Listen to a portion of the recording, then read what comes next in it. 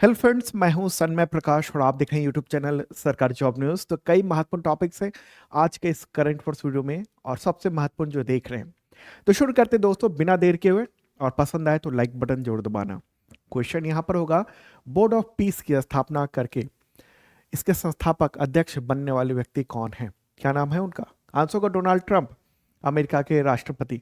तो उन्होंने जनवरी 2026 में अंतर्राष्ट्रीय राजनीतिक विमर्श में एक बोर्ड ऑफ पीस शब्द की चर्चा छेड़ी और उसके बाद उसकी स्थापना कर दी। तो डोनाल्ड ट्रंप ने 22 जनवरी को दावोस में जो चल रहा है वर्ल्ड इकोनॉमिक फोरम, तो उसी में बोर्ड ऑफ पीस को लॉन्च कर दिया और तमाम देशों को 60 देशों को इनवाइट किया था कि वो इसमें मेंबर हो जाए। इसका शुरुआती जो मकसद था वो क्या था? तो गजा जो है ना, इसराइल के पास में, वहां पर यानी फिलिस्तीन का जो हिस्सा है वहां शांति स्थापित करना। लेकिन बाद में इसका विस्तार कर दिया गया और आगे चलकर अब ग्लोबल जो भी अंतर्राष्ट्रीय विवाद हैं उन सब में भूमिका निभाने का काम ये बोर्ड करेगा। तो व्हाइट हाउस ने तमाम देशों को इसके लिए न्योता भेजा था और आखिरकार ये बना दिया गया है। बोर्ड ऑफ पीस क्या है? ये कोई मतलब ऑफिशियल इंटरनेशनल बॉडी नहीं है, और न ही संयुक्त राष्ट्र यानी यूनाइटेड नेशंस के द्वारा रिकॉग्नाइज्ड कोई इंस्टीट्यूशंस है, और न ही ये अमेरिकी कांग्रेस यानी वहाँ के संसद के द्वारा स्थापित कोई स्टैट्यूटरी बॉडी है। बेसिकली ये डोनाल्ड ट्रंप से जुड़ी हुई एक पॉलिटिकल आइडियोलॉजिकल ये कॉन्सेप्ट के रूप में सामने आया है, और अब तक फॉर्मल इंस्टीट्यूशनल स्टेटस जो है ना वो दुनिया के कई सारे देशों ने उसके साथ सिग्नेचर करके वो दे दिया है। ठीक है, तो ये जो बोर्ड ऑफ पीस है, और इसमें क्या होगा?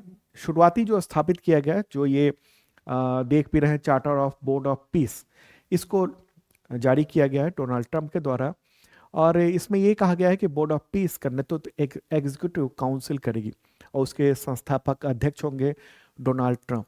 और इसके जो मेंबर्स शुरुआती बनाए गए थे उनमें कौन कौन? टोनी ब्लेयर, ब्रिटेन के पूर्व प्रधानमंत्री, जे रेड कुशनर जो कि ट्रंप के दामाद हैं, मार्को रूबियो जो कि अमेरिका के विदेश मंत्री हैं, स्टीव विटकॉफ जो कि मध्य पूर्व यानी मिडिल ईस्ट के लिए अमेरिकी विशेष दूत हैं, और मार्क रोवन जो एक फाइनेंशियल फर्म है अपोलो ग्लोबल मैनेजमेंट उसके सीईओ हैं, अजय बंगा जो कि अध्यक्ष हैं वर्ल्ड बैंक समूह के, इसके अलावा रॉबर्ट गैब्रियल जो कि अमेरिकी उपराष्ट्रीय सुरक्षा सलाहकार हैं। तो शुरुआत में इन सबको मेंबर बनाया गया था और अध्यक्ष बने थे ट्रंप खुद ही।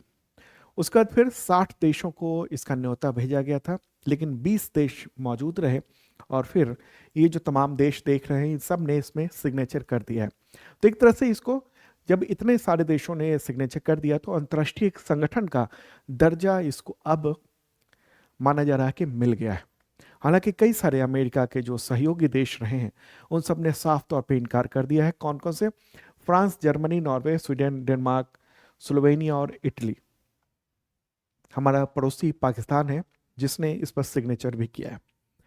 तो अगर हम इसको संयुक्त राष्ट्र के संदर्भ में देखें तो देखिए, संयुक्त राष्ट्र के पास पहले से ही पीस और सिक्योरिटी के लिए एक मजबूत इंस्टीट्यूशनल फ्रेमवर्क मौजूद है।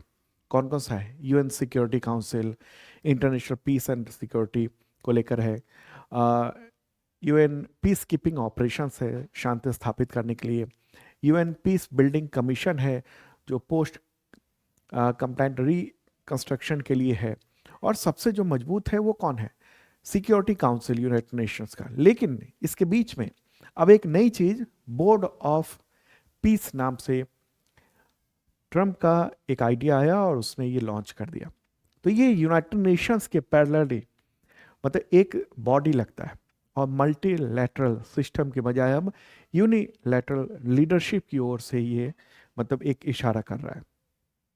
तो ट्रंप की जो फॉरेन पॉलिसी है उसके कुछ कोर फीचर्स रहे हैं, जैसे अमेरिका फर्स्ट, मल्टीलैटरल जो इंस्टीट्यूशंस हैं उन पर शक करना, मतलब बहुत सारे देश जिसमें प्रमुख रूप से हैं उन पर शक करना, यूनाइटेड नेशंस और जो इंटरनेशनल ऑर्गेनाइजेशंस हैं उससे दूरी रखना। आपको पता ही है कि करीब 60 के आसपास तमाम जो संगठन थे उनमें से बहुत सारे जो यूनाइटेड नेशंस के हैं उससे अमेरिका अलग हो गया। मतलब कि एक तरह से यूनाइटेड नेशंस की पूरे स्ट्रक्चर को कमजोर करने की कोशिश ट्रंप ने की। तो अब ये बोर्ड ऑफ पीस जैसा कंसेप्ट उन्होंने दिया है, और ये यूनाइटेड नेशंस सेंट्रिक जो ग्लोबल ऑर्डर है उसका एक ऑल्टरनेटिव के तौर पर भी इसको देखा जा रहा है। ठीक है, इस मामले में ट्रंप का क्या कहना है? कि ट्रंप कहते हैं कि जो पीस मतलब बोर्ड ऑफ पीस है, इसका काम करना संयुक्त राष्ट्र के लिए एक अच्छी बात होगी, जो ये न्यूज़ पे भी देख रहे हैं द हिंदू में, जो अपनी क्षमता के अनुरूप प्रदर्शन करने में विफल रहा है। मतलब एक तरह से नाकाम ऑर्गेनाइजेशन के तौर पर ट्रंप कह रहे हैं कि यूनाइटेड नेशंस से। तो इन्होंने ये भी कहा कि गजा के साथ बहुत अच्छा काम करेगा और शायद अन्य चीज़ों पर भी, गजा से परे ये संयुक्त राष्ट्र के साथ मिलकर काम करेगा। और इन्होंने कहा है कि संयुक्त राष्ट्र यानी यूनाइटेड नेशंस में अपार क्षमताएं हैं, बहुत सारी संभावनाएं हैं, लेकिन अपनी पूरी क्षमता को उपयोग नहीं कर पाया है, और नतीजा है कि ये पीस ऑफ बोर्ड जो है ना वो स्थापित करना पड़ा है। ट्रंप का ऐसा कहना है। अब इससे क्या होगा? ग्लोबल गवर्नेंस उस पर प्रभाव डालेगा। अगर ऐसी जो अवधारणाएं हैं यानी बोर्ड ऑफ पीस ये प्रैक्टिकली लागू होती हैं, तो यूनाइटेड नेशंस का जो सेंट्रल रोल है वो कमज़ोर हो सकता है। ग्लोबल पीस ऑर्डर का जो पावर वो एक पावर सेंट्रिक बन सकता है, मतलब केवल केवल अमेरिका ही उसमें अपन भूमिका निभाएगा, एक तरह से ये कह सकते हैं। स्मॉल कमजोर और जो विकासशील देश है यानी डेवलपिंग कंट्री है, उसके वॉइस, उसकी आवाज़ और पार्टिसिपेशन वो सब कम हो सकती हैं, और पूरी डिबेट को यूनिलैटरल बनाम मल्टीलैटरल की दिशा की ओर तेज कर सकता है ये। ठीक है, तो ये है महत्वपूर्ण बात कि अब एक नया यूनाइटेड नेशंस के लेवल का ऑर्गेनाइजेशन ट्रंप ने बनाने की कोशिश की है, और बहुत सारे देश उसमें शामिल हुए हैं, लेकिन कई सारे देश हैं जो जिन्होंने मना कर दिया है, जो France, Germany, Norway, Sweden, Denmark, Slovenia, Italy. इन सब की शुरुआती वजह यह भी है मना करने की, क्योंकि अभी डेनमार्क का जो मामला आया था, डेनमार्क का जो ग्रीनलैंड है उस पर कब्जा करने की बात कही थी ट्रंप ने, बाद में पीछे हटना पड़ा ट्रंप को। उसकी वजह से यूरोप नाराज है, जो नेटो देश हैं कई सारे वो नाराज हैं। तो इस शुरुआती तो यही लग रहा है कि इसी वजह से इन लोगों ने साफ तौर पे इनकार कर दिया है। ब्रिटेन जो कि बहुत ही बेहद इनका ट्रंप का या अमेरिका का बेहद भरोसेमंद सहयोगी रहा है, उसने भी वो भी खफा है ट्रंप से, और साफ तौर पे कहा कि वो अभी इसमें शामिल नहीं होने जा रहा है। भविष्य में हो सकता है कि वो ब्रिटेन भी इसमें शामिल हो जाए, लेकिन फिलहाल अभी ये ब्रिटेन इसमें शामिल नहीं हुआ है, महत्वपूर्ण बात है। अब सवाल ये होगा कि क्या भारत इसमें शामिल हो रहा है? अभी तक कुछ पता नहीं है। ठीक है, देखिए भारत का जो फॉरेन पॉलिसी का बेस रहा है वो यूनाइटेड नेशंस यानी यूएन रिफॉर्म की बात करता रहा है। मल्टीलैटरलिज्म यानी कई सारे ध्रुव हों उसको सपोर्ट करता रहा है। रूल बेस्ड इंटरनेशनल ऑर्डर की बात करता रहा है भारत, और भारत के लिए बोर्ड ऑफ पीस जो है ये जो आइडिया है वो यूएन रिफॉर्म की जो डिबेट है उसको डाइवर्ट कर सकता है। भारत ये कहता है कि सिक्योरिटी काउंसिल में उसको परमानेंट मेंबर बनना चाहिए, उसको बनाया जाना चाहिए, और इसको लेकर दुनिया भर में भारत अपनी आवाज़ को प्रमुखता से समर्थन भी जुटा रहा है। लेकिन इस बीच में अब एक नया बोर्ड ऑफ पीस सामने आ गया है। भारत जो है यूनाइटेड नेशंस के फ्रेमवर्क के भीतर रिफॉर्म चाहता है, यूनाइटेड नेशंस को रिप्लेस करने के मूड में नहीं है भारत। भारत की अभी फिलहाल जो नीति है वह है वेट एंड वॉच। तो इंडियन एक्सप्रेस में भी देख रहे हैं, दिल्ली वेट्स एंड वॉच, ये है। तो इसका क्या है? तो ये कि पीस मतलब शांति को लेकर एक नई तरह की बात सामने आई है, और इसका अगर हम इसका कुछ पॉजिटिव साइड देखेंगे तो शांति को लेकर एक नई शुरुआत हुई है। लेकिन अगर नेगेटिव साइड से सोचेंगे इसका यानी बोर्ड ऑफ पीस का, तो ये लीगल और इंस्टीट्यूशनल वैलिडिटी का इसका अभाव देखने को मिलता है। डेमोक्रेटिक रिप्रेजेंटेशन इसमें कम दिखता है, जो पावरफुल कंट्री है उनका डोमिनेंस हो जाएगा। यूएन को कमजोर करने का रिस्क भी देखने को मिल रहा है। अच्छा, अब कहेंगे कि तो रूस, इसके अलावा बहुत सारे और देश हैं, उन सब की क्या भूमिका होगी इसमें? रूस, चीन। देखिए रूस भी शामिल होने का तैयार है। रूस नहीं है यानी व्लादिमीर पुतिन ने कहा है कि वो इस बोर्ड ऑफ पीस में शामिल हो जाएगा, लेकिन उसकी शर्त यह है कि जो अमेरिका ने और यूरोपीय देशों ने जो उसके जो संपत्तियां जब्त की हुई हैं उससे इसका फीस निकाला जाए। तो एक महत्वपूर्ण बात यह है कि इसमें मेंबर बनने के लिए मतलब तीन परमानेंट मेंबर अगर बनना है तो $1 बिलियन वो रकम देनी पड़ेगी। ठीक है, और इसमें साफ तौर पे ये जो देख रहे हैं आप, इसमें साफ तौर पे ये लिखा हुआ है कि मेंबरशिप कैसे मिलेगी। तो मेंबरशिप के लिए ये है कि अगर जो है ना वो 3 साल टर्म, मतलब 3 साल से ज़्यादा का अगर मेंबर बनना है तो आपको $1 बिलियन वो देना पड़ेगा। और ये बड़ी बात है, कई सारे देशों ने मना कर दिया कि वो नहीं देगा, इतनी बड़ी रकम नहीं देगा। तो ट्रंप की ये कोशिश है कि अब एक ऐसा वर्ल्ड ऑर्डर तैयार किया जाए जिसमें अमेरिका यानी ट्रंप की धमक हो और वही सब कुछ ये कंट्रोल कर सके। अब इसमें भारत इस वक्त फिलहाल अभी वो दुविधा की स्थिति में है कि करे क्या। एक तरफ यूनाइटेड नेशंस है और दूसरी तरफ बोर्ड ऑफ पीस है। चीन ने क्या कहा है? चीन ने कहा है कि अभी वो विचार कर रहा है, चीन को भी इसका मेंबर बनने के लिए ट्रंप की ओर से संदेशा गया था। चीन ने कहा है कि अभी हम वेट कर रहे हैं, और वो इस पूरे प्रोग्राम में दावोस में नहीं पहुंचा, जो वर्ल्ड इकोनॉमिक फोरम की जो मीटिंग चल रही है उसी दौरान इसको लॉन्च किया गया था, इसको यानी बोर्ड ऑफ पीस को। तो चीन ने ये कहा कि यूनाइटेड नेशंस की जो उसका महत्व है वो रहना चाहिए। ऐसा नहीं होना चाहिए कि यूनाइटेड नेशंस को ही खत्म कर दिया जाए और एक नया आप ऑर्गेनाइजेशन जो है ना वो आप लॉन्च कर रहे हो, चला रहे हो। ठीक है, तो ये एक महत्वपूर्ण बात जो आप देख रहे हैं। इसी से रिलेटेड कुछ और भी प्रश्न है, उसको भी हम लोग देख लेते हैं एक एक करके। और हाँ, एक और बात आपको बताऊं कि पहले तो बात हो रही थी कि बोर्ड ऑफ पीस की स्थापना वो की जा रही है, क्यों?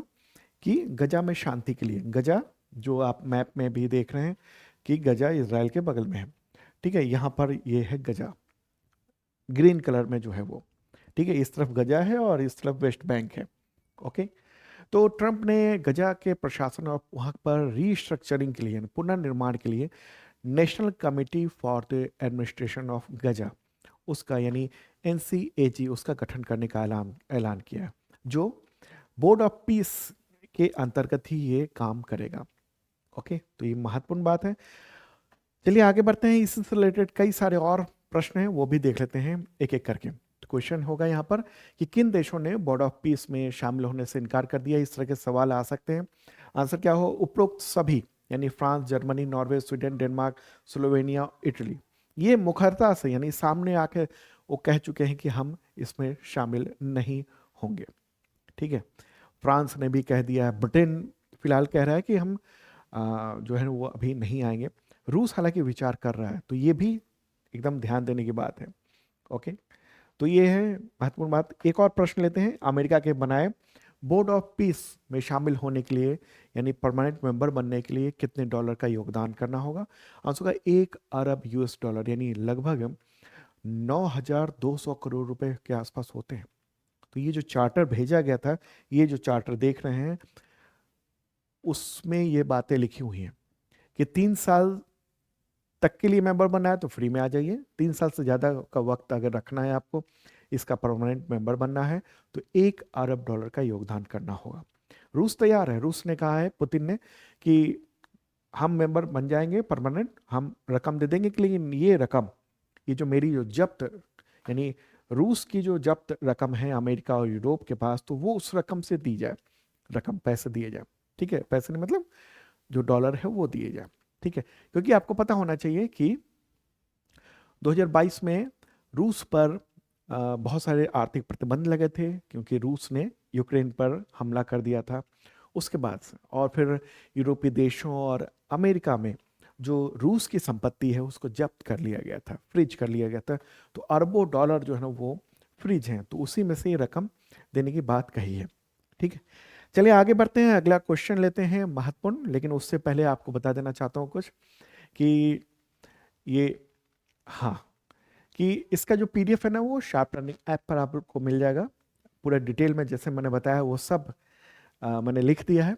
और अभी रिपब्लिक डे ऑफर चल रहा है मेंबरशिप प्लान पे। 2 तरह के करंट अफेयर्स के मेंबरशिप प्लान है, एक बेसिक मेंबरशिप है और दूसरा है ISPCS मेंबरशिप। इसमें क्या है, पिछले 2 सालों के कंटेंट मिलते हैं और अगले 1 साल तक अपडेट आपको मिलता रहेगा। ठीक है, इसमें PDF, वीडियो, मॉक टेस्ट, ये करंट अफेयर्स के मिलेंगे, वीकली, मंथली, ईयरली, मतलब पूरी तैयारी आपकी शानदार ढंग से हो जाएगी। अभी छूट चल रही है, तो शार्प लर्निंग ऐप पर आप जाकर इसका लाभ उठा सकते हैं। ठीक है, चलिए आगे बढ़ते हैं और अगला जो महत्वपूर्ण प्रश्न है वो यहाँ पर रहा।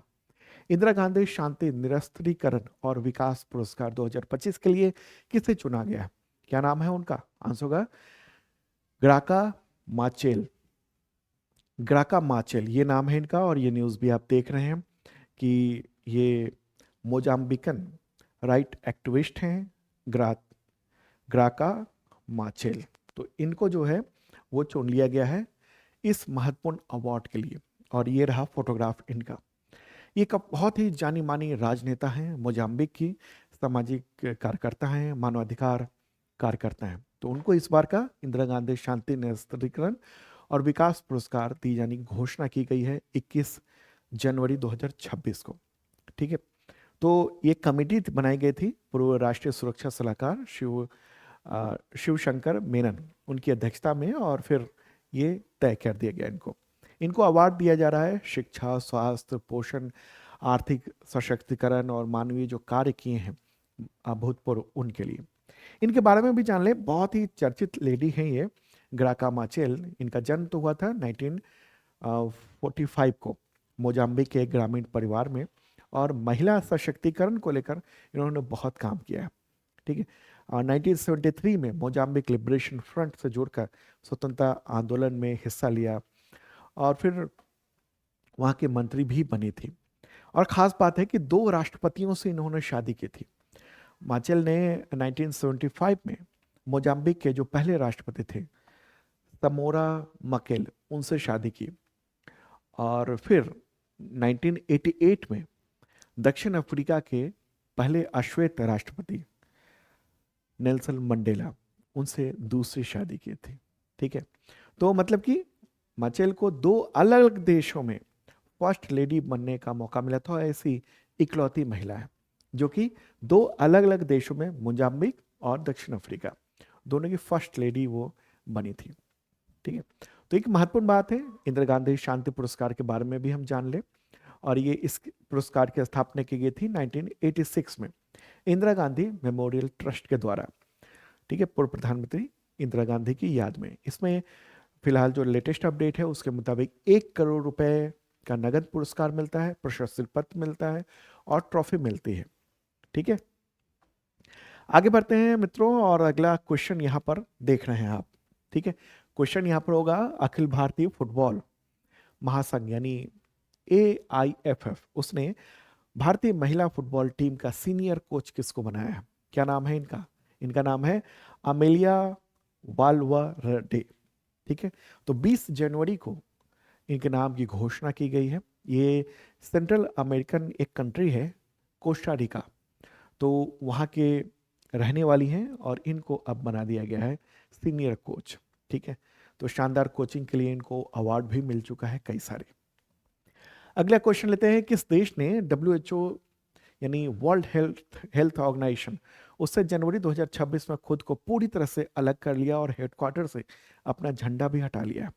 आंसर होगा USA, United states of America. और न्यूज़ भी आप देख रहे हैं मेरे बगल में। तो अमेरिकी राष्ट्रपति ने पिछले साल यानी जनवरी 2025 में, जैसे ही वो राष्ट्रपति बने थे, उसके पहले ही दिन WHO से बाहर होने का फैसला कर लिया था। लेकिन ऐसा नहीं है कि इंटरनेशनल ऑर्गेनाइजेशन से आप एक ही झटके में अलग हो जाए। 1 साल का नोटिस पीरियड होता है। यूनाइटेड नेशंस के जो ऑर्गेनाइजेशन हैं, उसके जो अंग हैं यूनाइटेड नेशंस के, अलग अलग एजेंसियां हैं, उससे अगर आप नाता तोड़ना चाहते हैं तो 1 साल का नोटिस पीरियड होता है। वो खत्म हुआ है अब भी जनवरी 2026 में। उसके बाद अमेरिका ने खुद को पूरी तरह से WHO से अलग कर लिया है, और इसका जो हेडक्वार्टर है वहाँ से अमेरिकी झंडा भी हटा लिया गया है। ठीक है, अब बात यह है कि अब अगर हेल्थ इशू या बीमारियों पर कैसे अमेरिका जो है वो कोऑर्डिनेट करेगा पूरी दुनिया से, क्योंकि पहले तो WHO के जरिए कोऑर्डिनेशन होता था। तो अब अमेरिका का कहना है कि वो तमाम देशों से सीधे निगरानी रखेगा, सीधे कांटेक्ट रखेगा हेल्थ इशू को लेकर। ठीक है, WHO क्यों मतलब WHO से अमेरिका जो है क्यों हटा है? उसका कहना यह है कि वो सबसे बड़ा दानदाता रहा है, कुल बजट का करीब 18% देता है। लेकिन अ, उसने अमेरिका को लेकर अमेरिका के लिए बढ़िया काम नहीं किया है। ठीक है, अमेरिका के खिलाफ काम करता है, ऐसा जो है ना वो ट्रंप कह रहे हैं। ठीक है, तो अब डब्ल्यूएचओ के सामने फंड की बड़ी समस्या हो गई, क्योंकि 18% डब्ल्यूएचओ का वहीं से आता था। तो डब्ल्यूएचओ ने अब कहा है कि इस साल के मध्य तक यानी बीच तक उसको लगभग एक चौथाई कर्मचारियों की संख्या कम करनी पड़ेगी, क्योंकि बजट की कमी है। ठीक है, और यहाँ तक कि अमेरिका पर डब्ल्यूएचओ का करीब 2380 करोड़ रुपए से ज़्यादा का की फीस बकाया है। हर देश को कुछ कुछ रकम देनी पड़ती है, लेकिन ट्रंप प्रशासन ने ये कहा है कि अब वो ये रकम बिल्कुल भी नहीं देगा। ठीक है, तो ये एक महत्वपूर्ण बात है। डब्ल्यूएचओ की चर्चा अब होगी, पूछा जाएगा एग्जामिनेशन में। डब्ल्यूएचओ की स्थापना कब हुई थी? 7 अप्रैल 1948 को। ठीक है, इसका मुख्य कार्य है वैश्विक स्वास्थ्य संबंधित मामलों का समन्वय करना, स्वास्थ्य नीतियों को लागू करना। और इसका मुख्यालय कहाँ पर है? जिनेवा यानी स्विट्जरलैंड में स्थित है ये।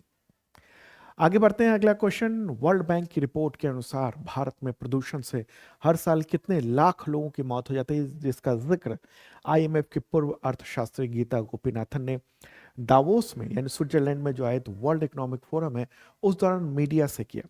भारतीय मीडिया ही पहुंचा था भारत की अर्थव्यवस्था का मतलब जय जयकार करने।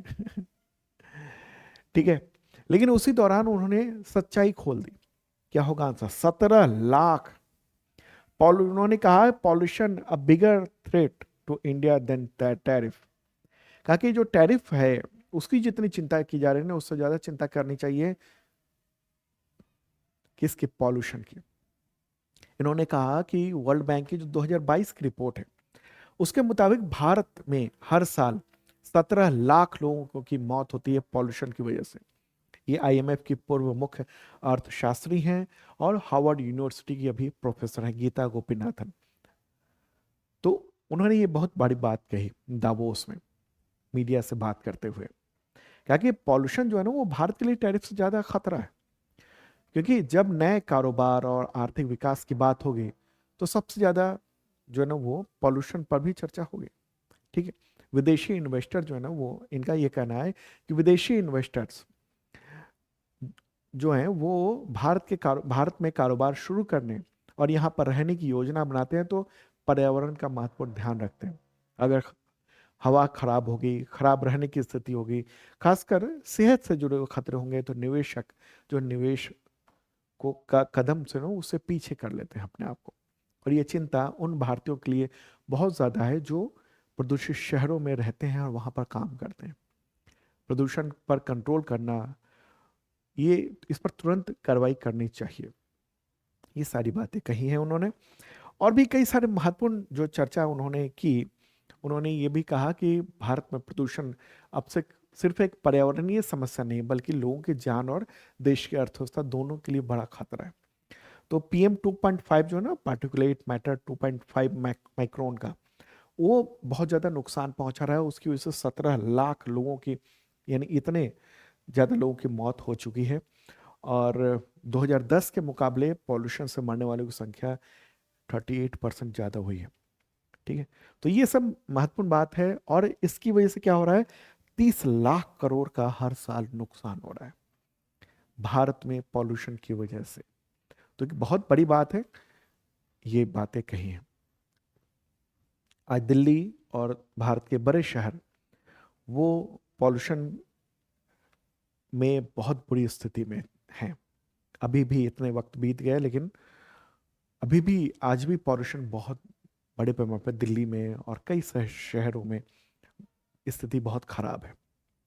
ठीक है, तो पर्यावरण स्वच्छ रखेंगे तो निवेश ऑटोमेटिकली आएगा, ऐसा कहना है गीता गोपीनाथन का। चलिए आगे बढ़ते हैं, अगला क्वेश्चन। राष्ट्रीय पर्यटन दिवस कब मनाया जाता है? तो 25 जनवरी को मनाया जाता है। ठीक है, 25 जनवरी। अगला क्वेश्चन, राष्ट्रीय मतदाता दिवस कब मनाया जाता है? 25 जनवरी को। यह दिन भारत निर्वाचन आयोग यानी इलेक्शन कमीशन ऑफ इंडिया उसके स्थापना का दिवस भी है। निर्वाचन आयोग की स्थापना हुई थी 25 जनवरी 1950 को, 1950 को। ठीक है, अभी इस वक्त कौन कौन है चुनाव आयुक्त और मुख्य चुनाव आयुक्त? तो मुख्य चुनाव आयुक्त हैं ज्ञानेश कुमार और चुनाव आयुक्त हैं सुखबीर सिंह संधू और विवेक जोशी। अगला क्वेश्चन लेते हैं, अंतर्राष्ट्रीय शिक्षा दिवस कब मनाया जाता है? तो वो है 24 जनवरी को। और इस बार की थीम क्या है? 2026 की शिक्षा को मिलकर बनाने में युवाओं की शक्ति, the power of youth in को क्रिएटिंग एजुकेशन, ये है इस बार की थीम।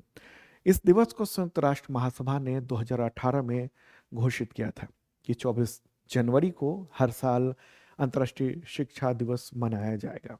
ठीक है, तो दोस्तों ये था इंपॉर्टेंट करंट अफेयर्स आप सबके एग्जामिनेशंस के लिए। संडे को आप वीकली करंट अफेयर्स भी देखना मत भूलिएगा, क्योंकि इसमें हम पिछले जो वीकली करंट अफेयर्स का जिन लोगों ने टेस्ट दिया था शार्प लर्निंग ऐप पर, तो उनका रिजल्ट भी मैं बताऊंगा, टॉप 10 का नाम भी लूंगा मैं। ठीक है, और इस वक्त छूट चल रही है शार्प लर्निंग ऐप पर करंट अफेयर्स के मेंबरशिप प्लान में, और भी कई सारे कोर्सेज में, तो आप ज्वाइन कर सकते हैं वहाँ पर। ठीक है, ओके, मिलते हैं नेक्स्ट वीडियो में, बाय।